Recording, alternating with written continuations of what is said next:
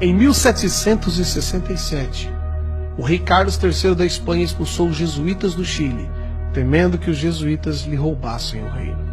E dentre os jesuítas expulsos estava um padre de origem judaica, o padre Manuel Lacunza, o qual foi para a Itália em 1768 e publicou na Espanha, em 1811, o livro A Vinda do Messias em Glória e Majestade.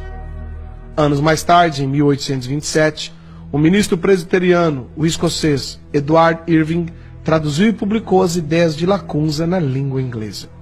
Após essa publicação, em 1830, Irving foi expulso do presbitério em Londres, tendo sido acusado de heresia e criando assim uma nova igreja, a Igreja Católica Apostólica Carismática.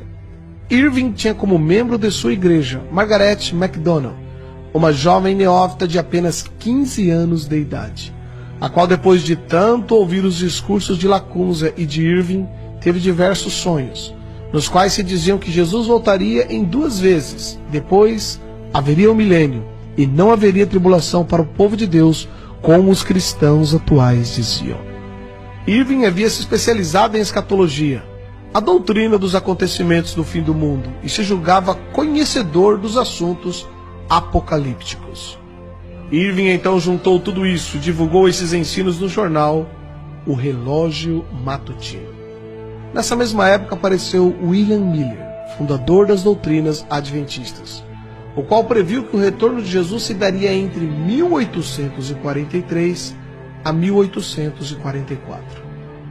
Quando percebeu que Cristo não veio, Miller tratou rapidamente de mudar as suas ideias e as suas datas, e inúmeros seguidores o abandonaram. Porém, um grupo permaneceu e fundaram assim a Igreja Adventista do Sétimo Dia.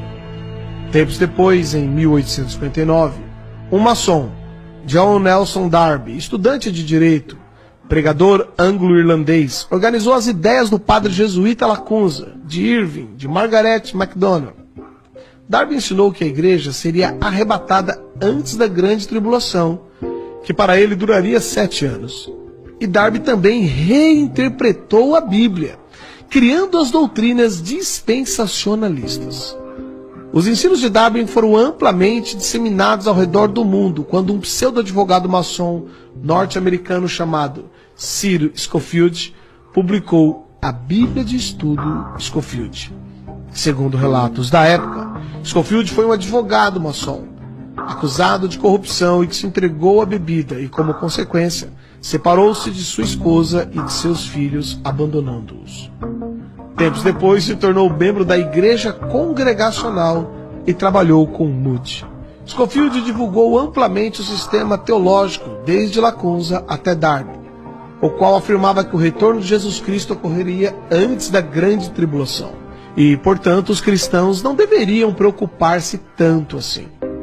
Após ter sido ordenado, Scofield casou-se novamente e passou a fazer conferências bíblicas e distribuindo na América cursos bíblicos por correspondência.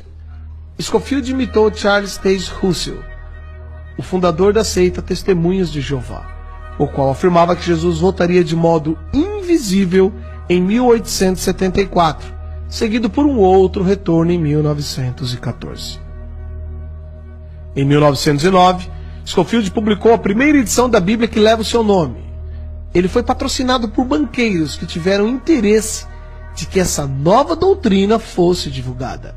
Entre eles estava Henry Drummond, um rico banqueiro inglês e envolvido com ocultismo e práticas de hipnose.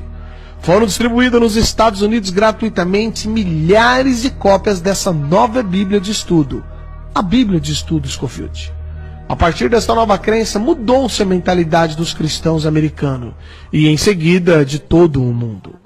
A maior parte dos cristãos passaram a crer que não mais passarão pela grande tribulação, e se não forem arrebatados na primeira vinda de Cristo, poderão ser na segunda vinda. Juntando-se a isso, surgiu o escritor de ficção Tim LaHaye, que popularizou através de livros e diversos filmes as ideias da Bíblia de Estudo Scofield. E Tim LaHaye lançou também a sua própria Bíblia, a Bíblia de Estudos Tim LaHaye.